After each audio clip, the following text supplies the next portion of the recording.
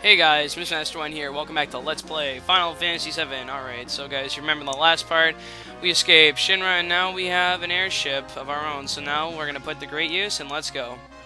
So, yeah, since last time I got the enemy skills I promised to get, but I'll explain that in just a second. But before we do, I just want to explain the controls of the high wind. You can press circle, you can move around, hold the square, you can move in different directions, press X, you can land. If you press triangle while you're on the high wind, you'll go back into the ship. But quickly, let me just go over the enemy skill thing. I got majority of the enemy skills, but I didn't get all of them. One thing regarding Trine, you were supposed to learn it back from that Stilv enemy who taught us Magic Breath in Gaia's Cliff. I kind of forgot to do that, so unfortunately I won't have Trine for the last enemy skill on here, but it's okay. Trine isn't even that good of a spell overall, but hey, it's just for collection-wise, but nobody really cares. Anyway, and about Aqualung and Laser, I'll get those later. We can't get Aqualung until a little later in Disc 2, and we have to wait till Disc 3 in the final area to learn Laser again. So I'd figure, not worry about it for now. We'll get them eventually. So what we want to do is do a few things before heading off to what we actually need to do. So first things first, we're going to go to Cosmo Canyon. It's right over here. Alright. Gonna land... Hang on.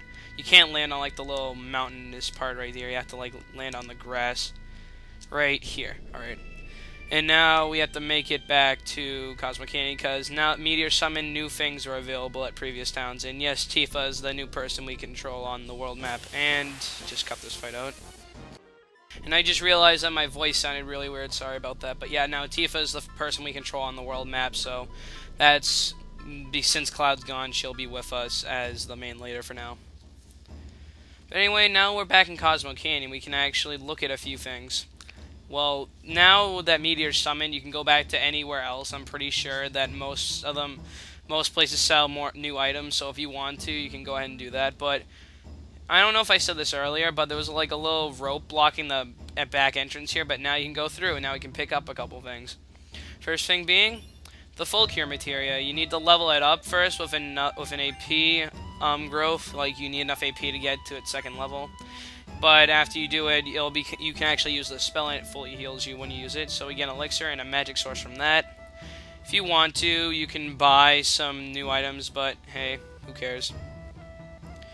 And now we've done that, I'm just trying to think because there's just a very few minor things I want to do before we actually move on with the game, because we are gonna actually find out where Cloud is very soon. But hey, just do the minor things first, and if I run to any random battles, I'll just cut them out. It's kind of annoying how you can't land on the rocky part. You have to land on the grass and then make it all the way to the Cosmo Canyon back to your airship. But luckily I didn't have to fight any random battles in between then. Alright, so I guess the next thing we can do is head this way. Actually, no, since we're right in the area, we want to head down here. Because there's something that is good as an accessory we can get if we go over here. Just search like the little, right over here, and you should find this little island. It's not even on the map, it's a hidden area. This is Cactus Island. You can find a particular enemy here that you wouldn't normally fight, except in Corral Prison, but of course we can't exactly go back there since we don't have our buggy anymore. So in the meantime, we'll just do this real quick. Make sure someone has an enemy skill materia with a level 4 suicide on it. So make sure someone has manipulate on, and make sure someone has morph on. Alright, and make sure the person who has the manipulate materia have the hypnochrona on as an accessory, so manipulation rate is increased. Now we want to run to a random battle here in this little desert part, so just keep walking around. Come on. Oh, come on. I should have run to a fight by now. Of course, the one time I want to run to a fight is not going to let me. Oh, come on. Didn't take this long when I was practicing. Jesus. Okay, there we go. That took way too long. Might need to edit some of that out. And here we have a Cactuar. So first off, these guys can be pretty dangerous, so you want to act quickly toward their actions. What you want to do is cast level 4 Suicide. You want to manipulate them, and then you want to try to morph them. Morph is basically an attack that if you kill an enemy with it, it will pretty much turn them into an item. That's how morph works. You want to weaken an enemy down to as little HP as possible. Use that, because morph attacks are very little of the attack percentage of your regular base attack. And we get a Tetra Elemental, which is an accessory that we want for a whole party of 3, but I took the liberty of getting 2 more off-screen. Basically what that does, let me see, yeah, protects against 4 element attacks, fire, well, that's a little mistranslation, fire, ice, lightning, and earth. So that can be helpful for a certain boss later. What else do I have to say? Alright.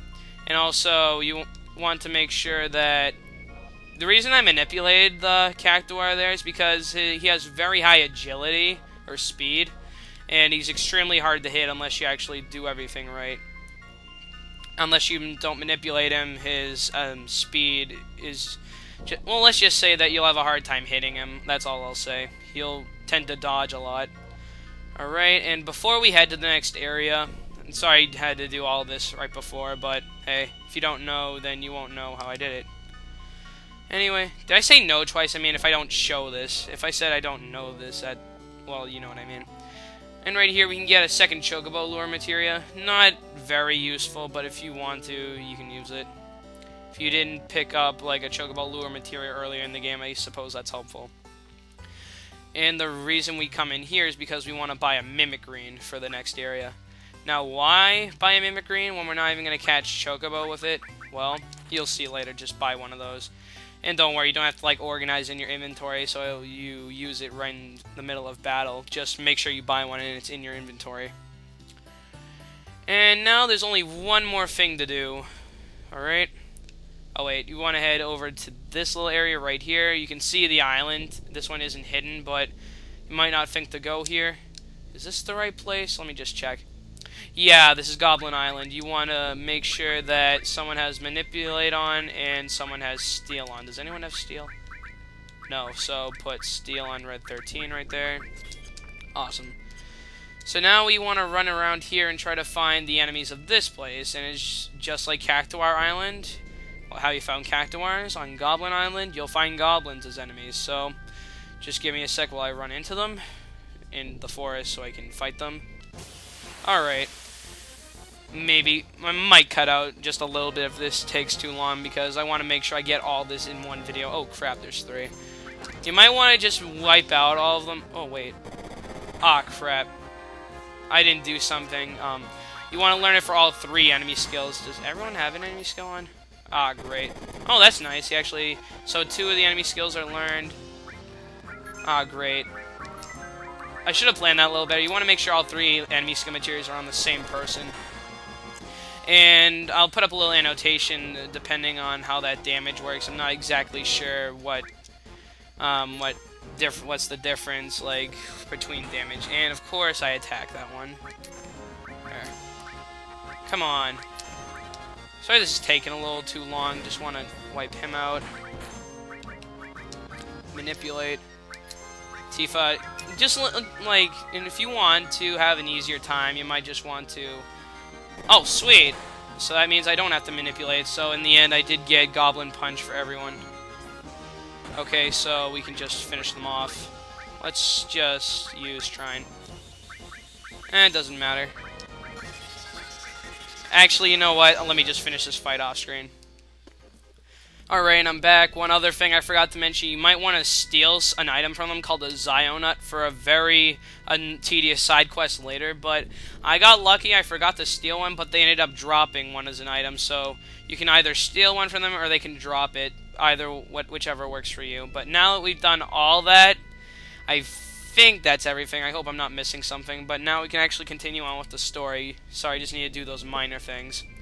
I guess you can count this as a filler episode.